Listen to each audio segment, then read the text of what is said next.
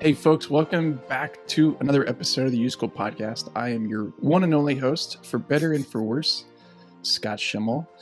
And I'm here with one of my closest and longest friends. I think I don't have a lot of friends from childhood. So, really, college, post college, are when all my friends come from. So, if I've known you for a while, it means we're like family now. And you're certainly one of those people, Mike. Tell us about you. And then we're going to get into actually my favorite conversation with one of my favorite people. So thanks, Scott. Appreciate you having me. Yeah, I've known you for, well, what is it now? 17 years or something like that. We go way back. Jeez, dude. How old are you? You know me since before I met my wife. You were there, I think, in the beginning of our stages of our relationship. Yep. So, it's been awesome. Scott was a mentor to me, for a long time through college and everything. So I've gotten a lot of wisdom from you, and it's been, for better, for worse, like you said. No. Exactly. It's been good. Yeah. No. So I guess the quick backstory on me. So I live up in Seattle area. Went down to USD for college, and from Seattle originally. I met my wife there. She had spent a summer in Seattle, and summers up here are amazing, which it is right now. But she had never realized that the other 9 months out of the year, it's pretty much dark and gray and rainy. So I actually wanted to stay in Southern California, and she wanted to move to Seattle. And and she was from Southern California. So, I like to say she wanted to move up here. I want to stay down there. So we compromised and moved up here. And kind of how it works sometimes. So we got 3 kids now. I got a 5-year-old twin girls. I got a 6-month-old son. So we're in the midst of early parenting, chaos that is never ending, it seems like. I run a registered investment advisor, a financial planning, wealth management business up here that I started about 8 years ago. And so, trying to keep on top of the family life and business and everything. It's a lot, but it's fun. Life is full and exciting every day. So. Well, those two sides of your life are exactly why I wanted you on the show, because when I first met you, I think you were a freshman in college, and the way I heard about you was that you were this kind of degenerate gambler in the men's dorms, and at the same time it was like, a lot of online poker, but the caveat was, but he's also really smart and focused on school, and so you now. Yes, I know. It was like, whoa, who is this guy? And you're basically now a degenerate trader and gambler with other people's. So, and that's a part of it. I worked with college students for 10 years, and I would say, 80% of them went into professions that were different than what they had planned on when they were in college. You didn't. You have actually had your specific focus on your career since I met you, and now you're doing it. So just before we get to the personal side of your life, talk about that and what the plan was since the beginning and how you're doing it now. Maybe it was just the gambling addiction that just has played out fully. No, I'm just a more professional degen now with being able to say I'm a financial advisor and a stock. Well, you are into crypto, so I'm not sure. That's right. No, honestly, for me, it was something where I think I bought my first stock when I was like 14 years old, and I just kind of I fell in love with the idea. And when I was in college, I started reading a lot of books about Warren Buffett and getting an understanding of kind of his mentality and how he invests and kind of what his story was like, and I really related to parts of it, and I just kind of fell in love with the idea of investing and having and trying to analyze companies and have that be an edge that I could get to make money, and so that was really it was something that I think early on, started in me. And when I was, I think 13 or 14, I um, job shadowed a guy who was high up at Morgan Stanley, and I went through and kind of spent a day Hmm. with him. And it's like, man, this guy gets off at like 1:30 in the afternoon. He goes and works out, and he gets up really early. But like I'm a Yeah. morning person, so I was like, I could get used to this. And of Yeah. course now it's like, Hmm. it's never that easy.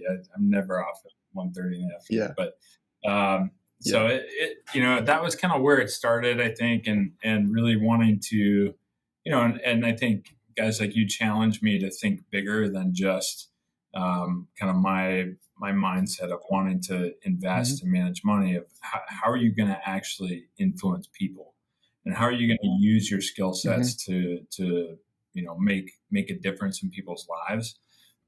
And so I think that's been a process for me as I started Hmm. my company and was very focused on investing in the beginning and quickly pivoted to really helping people with their finances and helping them solve their problems. Hmm. And so it's been kind of a Yeah. passion for me is in terms of coming alongside people and having a passion for all things kind of financial, being able to help people see different issues and help them solve things that maybe they weren't aware of or hadn't thought about that potential solution. And so been a way Yeah. to kind of use those gifts to influence and help people, not just feed a gambling addiction. you, obviously, that when you're young, people ask you the question all the time: what are you going to do when you Mhm. get older? And like I mentioned, and you're sharing, you've had an answer to that Mhm. question, and your answer also happened to be very uh, responsible. I mean, it's, and I joke about this with myself. I always told people when I was in high school and college I was going to go into Yeah. public accounting, and the joke is that no one ever worries about a teenager that says they're Right. going into Right. accounting. Uh, but the other question, other side of that question that I think is rarely asked, and this is the specific topic of this episode, is not what are you going to do, but who are you Mm. going to be? And knowing you through college and through your career, I mean, your nickname, whether it was behind your back or in front of you, was Yeah. 4.0 Right. Mike. And you obviously were very focused on what you were going Mm. to do. But you also have, and this is, of all the people I could think of for this particular topic, you're the, I'm like, oh gosh, it's gotta be Mike. Because I don't know if I've known anybody besides myself who's been as focused on who Mm. you're becoming and the type of person you're going to be. So I guess my question in that is, what was it for you through college in those early years? Mm. Why did you start thinking about those kinds of Yeah. things? What was it about you, and how, what practically have you done to really stick stick to who you Yeah. want to be? It's a great question. I think for me, it really, and I didn't know how to articulate this, 10, 15 years ago. But I think for me, it really comes Hmm. down to core values that I have. And, Hmm. we could debate where those core values come from, whether they're just innate or whether they're kind of programmed in you from your parents or, spiritually or Yeah. whatever. But I think that for me, a core value, one of my top three values has always been growth.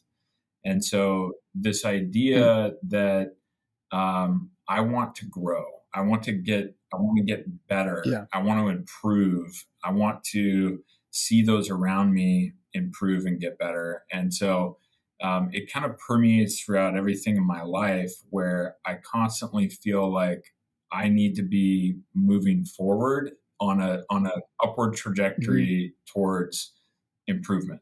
And so whether that Hmm. is thinking about, my mental state, my personal life, my spiritual walk, Hmm. my business, like I'm always focused on how do I continue to grow. And Hmm. and so I think that's what's fed a lot of the different things that I've done in my life, and the school pursuits as well, it really came down to, hey, I have an opportunity here to learn and grow, and I want to focus on that Yeah. kind of growth. And honestly, that's the passion I have for the stock market. Is I view the Mm. market, the economic system, as this like massive multi-dimensional chess game, and that I am Hmm. trying to learn and get better at and become a better chess player. And Mm. that was honestly why I liked Yeah. poker as well, because it was not just a game that I played, but it was a mental game where really at the end of the day, to become a really good trader or a good poker player, you can become technically proficient and be in the top 1% and still be a horrible player if you don't have the right mental Huh. mindset and strategy set up. And so that's been a huge thing for me in terms of it's really a challenge on myself to get better and to improve, and to grow. And so really it all comes down to Yeah. that kind of core value of growth, I would say. You on the sticking on the career side, you had this vision for having your own company, and yet it took you a long time to Mm-hmm. get there. And yeah, that being said, you're also very young to run your own company still, but you had to, or at least you chose to go down this path that was maybe a little bit tangential.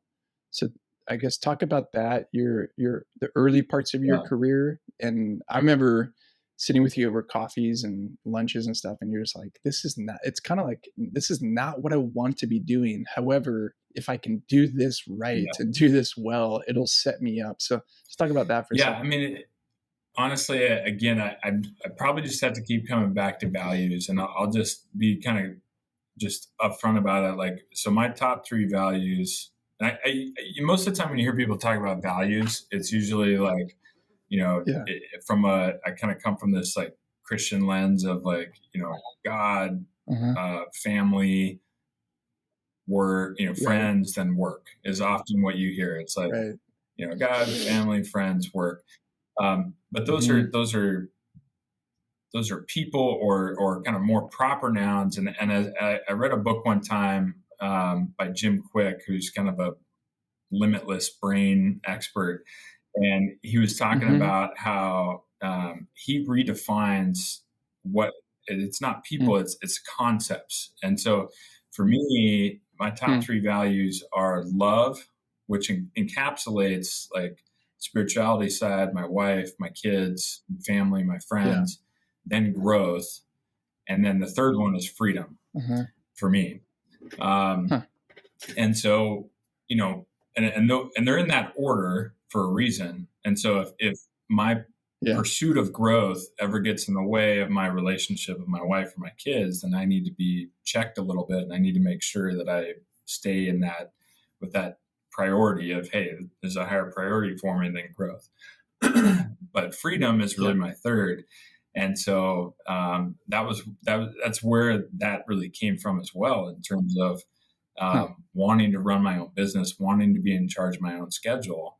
And I think I Mhm. realized that most of the people in my life that I really respected had they were able to control their own schedule.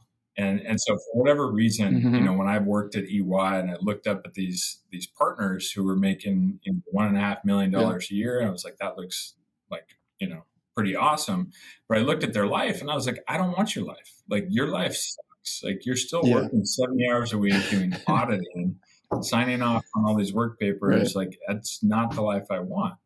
And so I would Yeah. encourage folks to look at the people in your life that you respect and you look up to, and what is it in their life that you Mm. really value, that you really see as something that, you want to go after. And then what's the Yeah. path to get what it is that they have?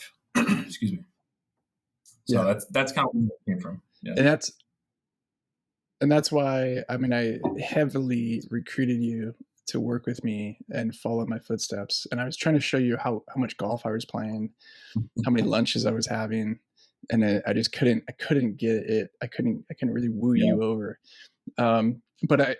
But what I saw in you to those early parts of the career, obviously, were going. It was the formation of you and your not only character but also Mm. skill set, and that's a I think it's a helpful you're a helpful example for that because so often when you're young, and I felt this way too, when I was 18, I wanted to run my own company, but Right. you can't. You don't know what you don't know, and so and there's that ancient parable like if you're faithful Mhm. with little, you'll be entrusted Yeah. with more, Yeah. entrusted with much. So to see you do that, whether it was school and just focus Mhm. on academics or going to work for Ernst and Young and doing something you didn't really want to do, but for the sake of something greater Right. later on. I've also seen that in you in your personal Mhm. life with your wife and your kids. So I guess talk about that a little bit too, because I think the big question is who have you wanted to be as it relates to dad, husband, Yeah. friend, and have you had the same clarity as you've had Mhm. in your professional life? Like, just talk about that side. Yeah, it's a good question. I think I want to be somebody who is always there for my kids, who has never-ending patience, who like goes to every sports game, who makes them Mhm, breakfast, and like, mhm, and the reality is that it's this massive balance that like I can never fully feel like I'm, yeah, the full dad that I want to be, as well as the business owner and coworker mhm, and business partner and all this stuff that I want to be. So it's a mhm, constant struggle, I would say, to keep that all in balance. Um, but I think it part of what, um, for me is just thinking about like what does that vision of the future really look like for your life, and what mhm, is it that you're really shooting for, and then taking a step back to think about, okay, what are the steps mm, that I need to do in order to get there and to accomplish that. And so yeah, if so for me, one of the things was I don't necessarily need to. I like working. I'm a little bit of a workaholic. I don't necessarily want to work mhm, less. I want to be able to work when I want to work. And so for me, that was a big huh, change from going to work at a really big company where I had my schedule fully controlled to being able to run my own right, company. There's a old joke that you leave a big company where you work 8 hours a day for somebody else to go work 14 hours a day for yourself, and it's totally true. It's way more work to yeah, be on your own. yeah, But at the same time, I don't feel guilty, leaving in the middle of the day to go to a doctor mhm, appointment for my son or something like that. So right, for me, right, that was really important and something that I wanted to shoot towards. And I started my company 2 years before we had kids, and which was, mm, I think in hindsight, it worked out to be a really good time because I was in a position where my wife was working, so she could help pay for the bills because I made zero mhm, income for 2 years, um, and yeah, and and knowing that like there was no way I was going to be able to make that jump later on when I had the responsibility of kids and making sure I was putting food on the table and all the sports and dance and ballet, all the stuff that you had to pay mm, for, and so it, I tried to plan it out like that a little bit, where it was like, okay, I know this is going to be a responsibility that I'm going to have later on in life. It's going to cost money. It's going to take time. So how do I put in the work yeah, beforehand when I have more capacity, when I have more flexibility financially, because I don't have as many obligations. I didn't have a house. I didn't have, so I could live a lot mhm, cheaper. So that was yeah, actually the time for me to say, okay, now's the time to put in the work to start building something so that it would pay off later. So I think it comes down to kind of having yeah, a vision of where you want to get to, what you want your life to look like, and then kind of, taking steps back to look at, okay, what are the things I need to do today to put in the work in order to get there. yeah, Right. So yeah. yep. Well, let me ask you this: is headed towards wrapping up. You got 5-year-old twins, 6-month-old son. I'm on almost the other side of that, having Mm-hmm. teenagers starting to think about college. It feels like we can smell around the corner that we're going to be Nesters. alone Yeah. without kids soon. Yeah, and still so many years off, but I can it's definitely closer than you with a baby. What are you hoping for in terms of your relationship with your Yeah. kids? What do you hope your marriage is like? Let's 18 years from now, 15 Yeah. years from now. What kinds of things, and is that clear to you now, Mm. or are you still trying to just Yeah. survive? Great question. I I think the as I think out, 15 to 20 years from now in terms of relationship with my kids and wife, I think it's so funny. Everybody you talk to, it's like I'm in all these, I'm in small groups and stuff with all these families that have young kids. We were just at a cabin 2 weekends ago Hmm. with, it was, I think, 21 kids under the age of 9 and 12 adults. And Hmm. it's just utter chaos everywhere. And Yeah. it's awesome because you're going through, like, you're talking to these other parents and you just realize, like, literally how chaotic it is for everybody. Hmm. And so there's something you just really relate to with that. Um, but I think, as we think about what do the relationships look like, later on, everybody I talk to is like, oh man, enjoy it, enjoy that time, because everybody Hmm. misses it. Everybody misses the Hmm. chaos and when you're in it, you feel like you just are trying to Yeah. survive. So I guess this kind of comes back to, as I was saying, like finding people in your life that you respect and trying to model Hmm. and figure out what do I need to do in order to get that. It's kind of the same thing where Yeah. I talk to older folks who I really respect and they say, hey, value this time. You got to really enjoy it because Mm. they all are looking back saying, I miss that time with my family when my kids actually talk to Yeah. me. Now they just come in and grunt and look at their Right. smartphone, right? Totally. And so Yep. I, I think really it's trying to pour in the foundation of our relationship with each other so that Hmm.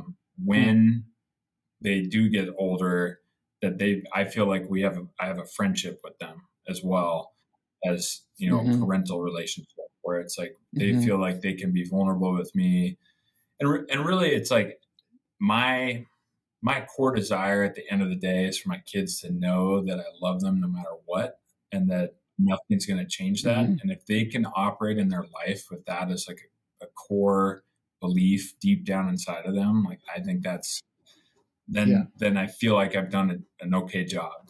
Um, and Yeah. then that will kind of sow the seeds of a lot of other stuff later on. So yeah, as I look out 15 to 20 years, it's like I want a relationship with my kids. I want them to feel like I'm a dad who's supported them, who's loved them, who has Hmm. they can see that I've worked hard, I've been disciplined, but at the same time that I've sacrificed and given up things that I desire in order to spend time with them, in order Yeah. to be at their games, in order to show them my support. So um, yeah. Yeah. And I think it's same thing with my wife. It's like you got to put in the time. Her love language is quality time. So, uh, it's like we'll Uh-huh. we'll go out on a date and hang out, and then like the next day she's like, "I miss you." I'm like, "We hung out."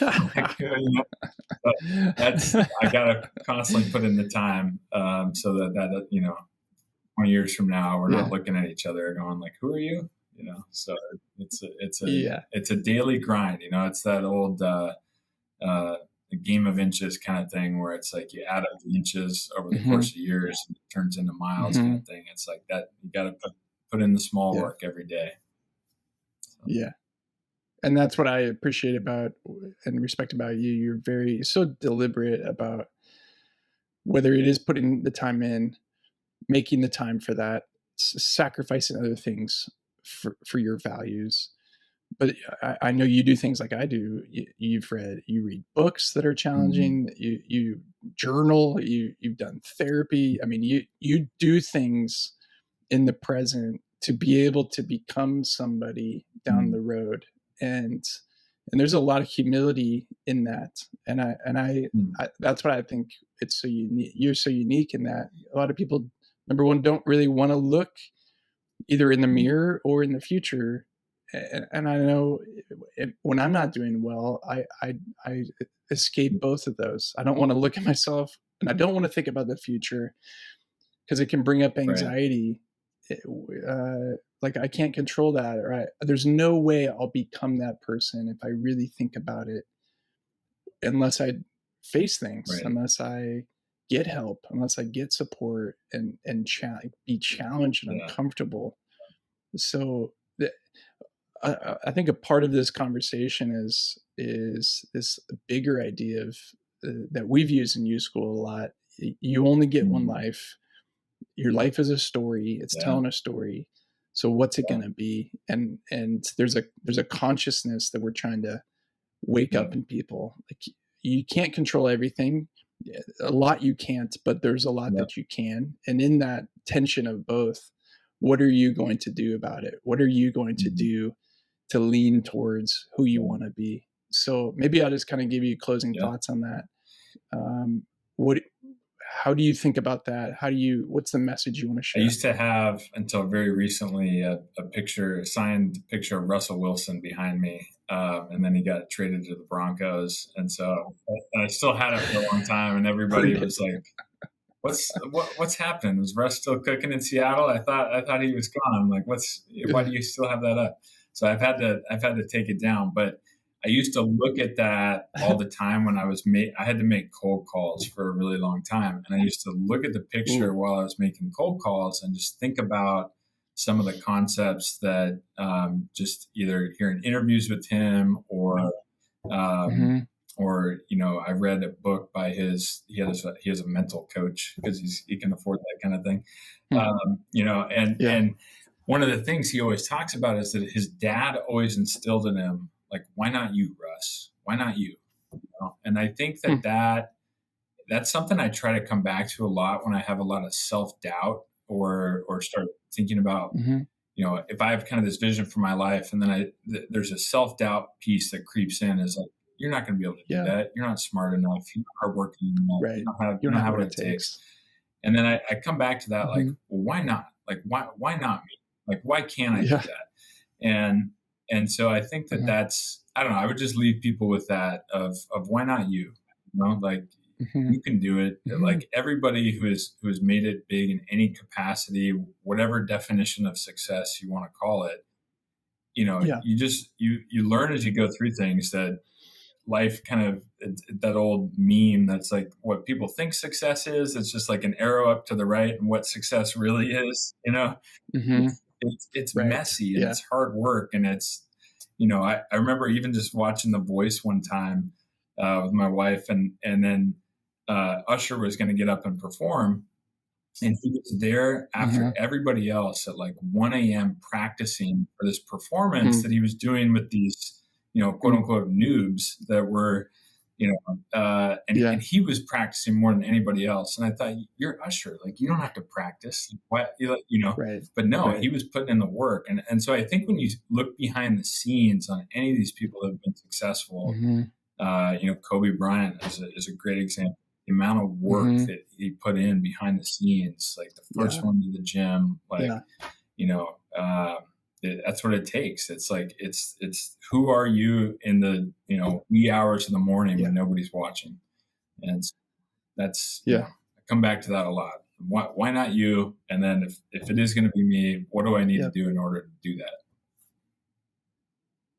Yeah. And what you're making me think about is intentionally allowing yourself to have desires and dreams and a Yeah. vision, which can be, I think, inherently vulnerable. As soon as I start wanting Mm. something, I have a problem now. And I think that's where what you just shared, the question comes in, why not you? In other words, what will you Yeah. do about it? If that's important to you, in some ways, prove it. Yeah. Prove that that's important to you. No one's gonna make you practice till Yeah. 1. No one's gonna make you wake up at 3 a.m. Yeah. like Kobe. And that Right. was his point. Like, it's gotta be your choice. So apparently you don't want it then. Right. You don't really want it Well, if you're not and I willing to think work that, for it. it kind of comes back to trying to figure out who you really are and who are you created to be. What are the Mhm, passions that are on your heart?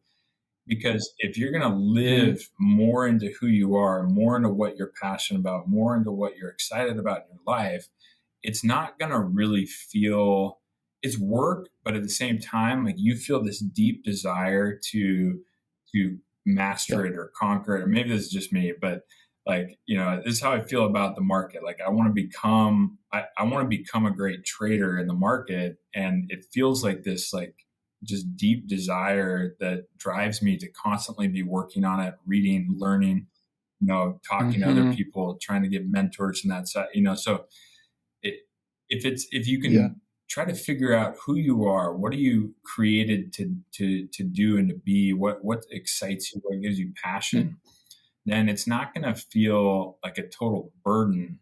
It sucks to wake up early, but at the same mhm, time, like, if right, once you get through college and you don't have to read stuff that only other people are telling you to right. read, it's amazing because then you can really Yeah, start to look at, okay, what are the things that I want to read and learn and get better at, and then then yeah, it becomes exciting. And so I just yeah, encourage people to really look inside in terms of what excites you, and then mm, learn how to get mhm, better at that, and then it's not going to feel like crazy work because it's going to motivate you and give you right. energy. Yeah. Well, thanks, Mike. Thanks for your wise words and your life and your friendship. And if you're listening to this, and maybe you're a kid that your mom's making you listen to it in a car, you could become a Yeah. gambler too professionally. It's uh, possible. But that's the message for you. It's your life. You get one story. What are you going to mhm. both tell, and what are you going to do about it if that's a burden to you? So that's helpful for me as I'm on the other side of 40 now, imagining, okay, what will I be like at 60? Who do I want to be? What's deep within me? uh, and so for anyone listening, take the time, get a pen and paper. What do you want? What do you want to be? And then what are you going to do about it? Love that. We're taking the mystery out of building a meaningful life with a step-by-step roadmap.